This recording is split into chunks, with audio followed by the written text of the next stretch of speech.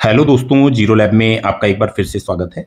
आज के वीडियो में मैं आपको एक इंडक्शन कुकटॉप जिस पे ये पॉट रखा है को टेस्ट करके पहले दिखाता हूँ। इसमें जो प्रॉब्लम है वो क्या है आप देखेंगे। मैं इसे पावर मॉनिटर में प्लग करता हूँ। ये लगभग 5 से 6 वाट के करीब पावर कंज्यूम करता है।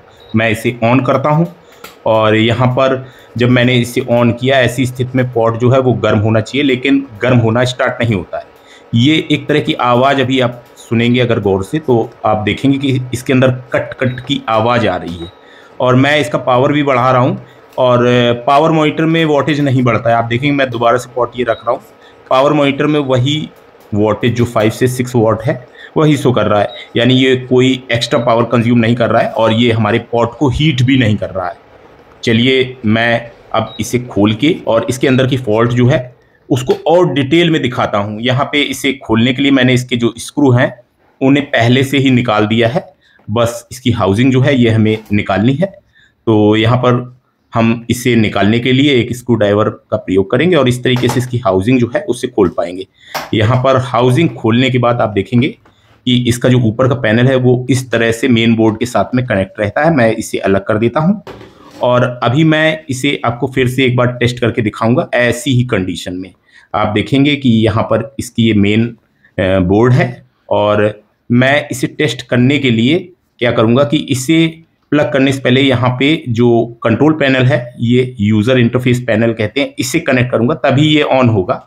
और अब मैं इसे पावर मॉनिटर में फिर से लगाता हूँ और आप देखेंगे 5 से 6 वाट के करीब पावर जो है ये कंज्यूम कर रहा है और यहाँ पे मैंने इसे ऑन कर दिया है। अब आप यहाँ पर इसको देख पाएंगे कि इसमें अंदर हल्की सी स्पार्क होती हुई दिखेगी, आप देखेंगे, और कुछ आवाज़ भी आ रही है। वो स्पार्क की वजह से ही आवाज़ आ रही है और उसी वजह से ये इंडक्शन कुकटॉप जो है वर्क नहीं कर रहा है। यहाँ पर अंदर स्पार्किंग होने की वजह से ऐसी प्रॉब्लम आई है। मैं अब आपको यहाँ पर इसे खोल के और दिखाता हूँ कि क्या फॉल्ट थी, किस वजह से स्पार्क आ रही थी। इसका यूज़र इंटरफेस पैनल मैंने अलग कर दिया है। अब हम इसकी वर्किंग कॉइल जो है उसमें लगे हुए स्क्रू को अनस्क्रू करेंगे, जिसके बाद इसकी वर्किंग कॉइल को हम इस तरह से बाहर कर पाएंगे। लेकिन यहाँ पर सेंसर भी हमारा कनेक्ट है, इसे भी हमें निकालना होगा।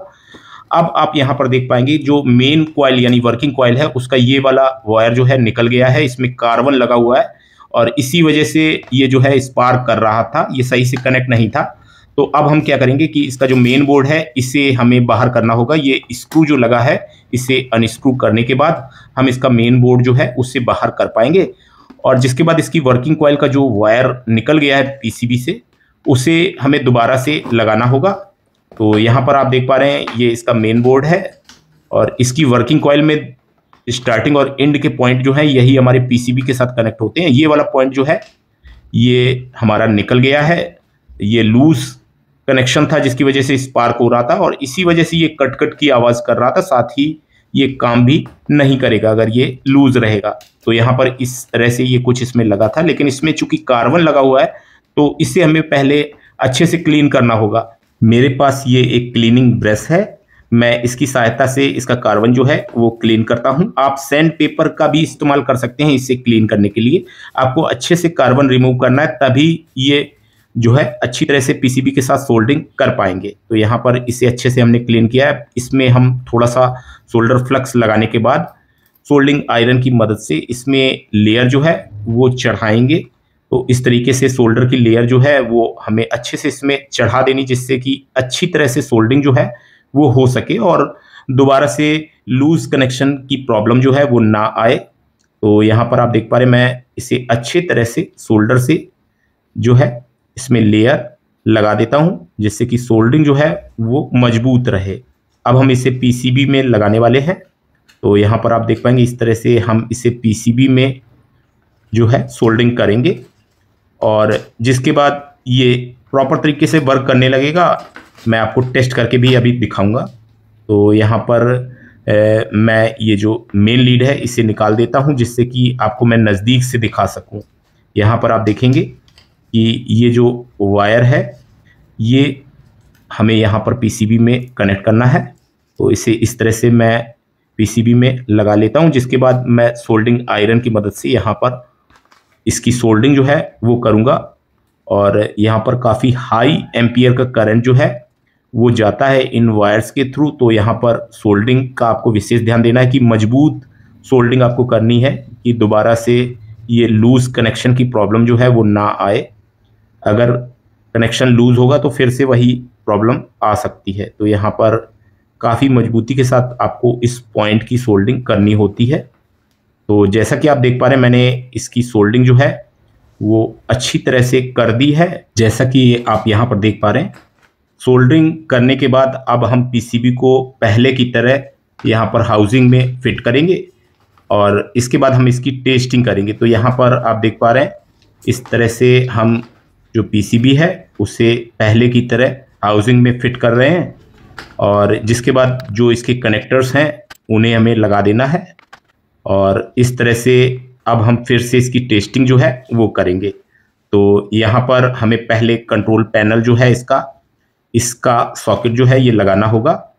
इस तरह से ये जो इसका यूज़र इंटरफेस पैनल है इसे लगाने के बाद अब हम इसे टेस्ट करने वाले हैं। यहाँ पर आप देखेंगे ये ऑन हो चुका है और अब किसी तरह की कोई स्पार्किंग हमें देखने को नहीं मिल रही है।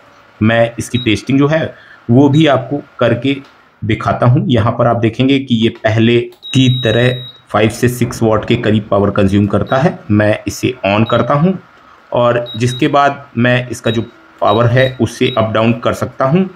अब मैं यहाँ पर ऊपर से ही पॉट रखता हूँ और आप पावर मॉनिटर में ध्यान से देखिए।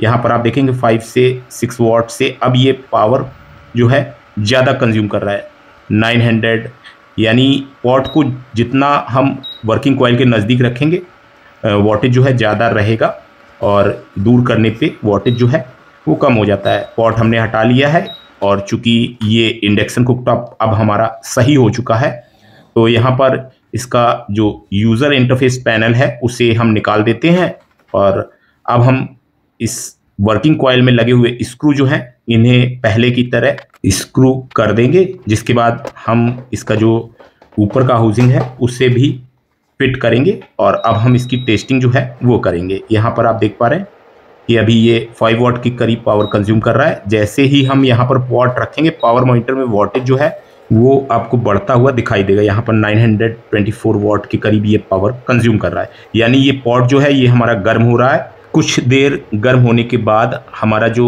इस पॉट में वाटर है वो बॉयल होने लगेगा और इस तरह से हम इंडक्शन कुकटॉप जो कि हमारा बिल्कुल काम नहीं कर रहा था और अंदर से कट कट की आवाज़ आ रही थी, वो प्रॉब्लम जो है अब दूर हो चुकी है। यहाँ पर मैं इस इंडक्शन कुकटॉप में जो हमारा पॉट रखा है उसे आपको नज़दीक से दिखाता हूँ। आपको जो इसका वाटर है इसमें बबल दिखाई देंगे जिससे कि आपको ये क्लियर हो सकेगा कि ये जो वाटर है ये हीट हो रहा है। यहाँ पर आप देख पाएंगे कि इसमें बबल भी बनने लगे हैं और ये काफ़ी तेज़ी से जो पॉट है वो गर्म हो रहा है और ये प्रॉपर तरीके से अब काम कर रहा है। तो यहाँ पर अगर इंडक्शन कुकटॉप में इस तरह की फॉल्ट आती है तो आप उसे आसानी से रिपेयर कर सकते हैं। मैंने इंडक्शन कुकटॉप की रिपेयरिंग पे कई सारे वीडियोस अपलोड किए हैं, उनके लिंक आपको वीडियो के डिस्क्रिप्शन में मिल जाएंगे। तो उम्मीद करता हूँ ये वीडियो आपके लिए हेल्पफुल रहेगा। आज की वीडियो में इतना ही। Thanks for watching. Have a nice day.